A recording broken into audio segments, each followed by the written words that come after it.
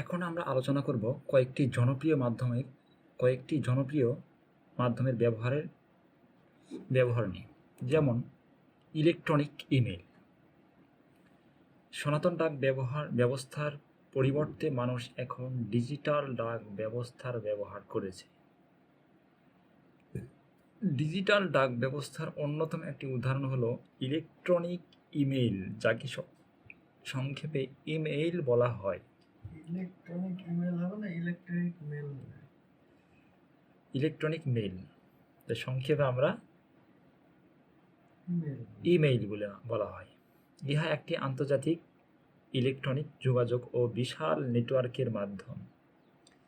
ইমেইলের মাধ্যমে প্রেরিত তথ্য ও সময়ের সাশ্রয় হয়। প্রেরিত তথ্য প্রাপকের অনুপস্থিতিতেই কম্পিউটার টার্মিনালের মাধ্যমে প্রাপকের ডিস্কে জমা হয়। যোগাযোগের জন্য ইমেইল এমন একটি ডাক ব্যবস্থা যা সফটওয়্যার ও হার্ডওয়্যারের সমন্বয়ে গঠিত এবং ইহা বিদ্যুৎ গতিতে নির্ভুলভাবে তথ্য পৌঁছে দিতে সক্ষম।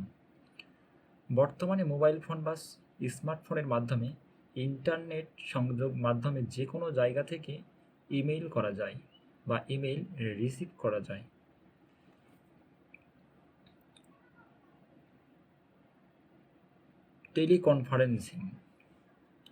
টেলিকনফারেন্সিংয়ের মাধ্যমে বিভিন্ন সভা, সেমিনার বা দলবদ্ধভাবে যোগাযোগ করা যায়। টেলিযোগাযোগের মাধ্যমে সভা অনুষ্ঠানের প্রক্রিয়াকে বলা হয় টেলিকনফারেন্সিং। বিশ্বের যে কোনো জায়গা থেকে যে কোনো ব্যক্তি টেলিফোন মাধ্যম ব্যবহার করে টেলিকনফারেন্স করতে পারে। এই ব্যবস্থায় সভায় অংশগ্রহণকারীরা কিবোর্ডের মাধ্যমে কেন্দ্রীয় কম্পিউটারে তাদের বক্তব্য বা জবাব পাঠায়। বিভিন্ন ধরনের টেলিকনফারেন্সিং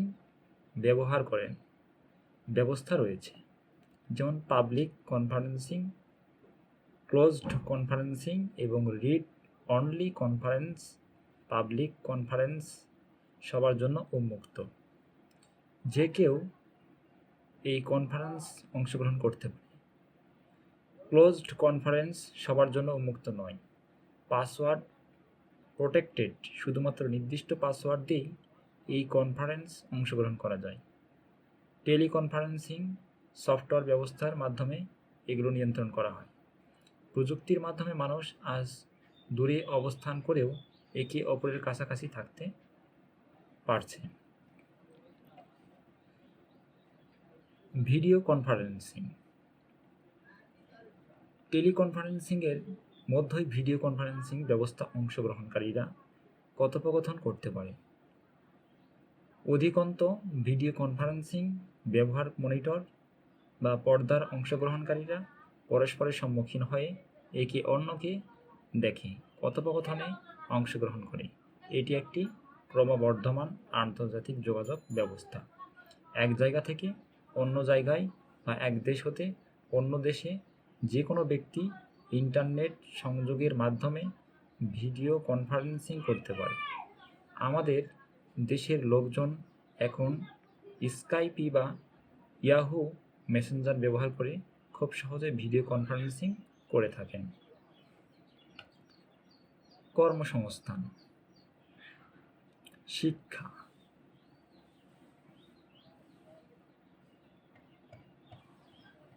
কর্মসংস্থান, শিক্ষা, এখানে আসি। দূরশিক্ষণ বা ডিসটেন্স লার্নিং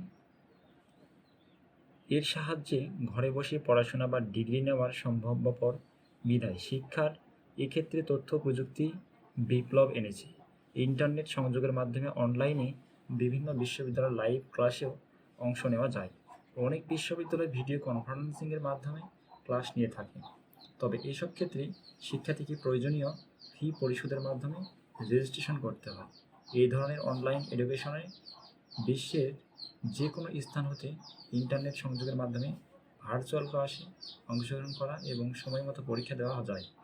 আমাদের দেশে এখন অনেক ক্ষেত্রেই স্কুল পর্যায়ে শিক্ষকরা ছাত্রদের বিভিন্ন ওয়েবসাইটে নাম ও ঠিকানা দিয়ে দেয়, যাতে তাদের বিশ্লেষণ দক্ষতা ও সমস্যা সমাধানের তথ্য ও যোগাযোগ প্রযুক্তি ব্যবহারের অভ্যাস বৃদ্ধি পায়, যা বর্তমান বিশ্বে জ্ঞানের প্রধান ভাণ্ডার হিসেবে বিবেচিত।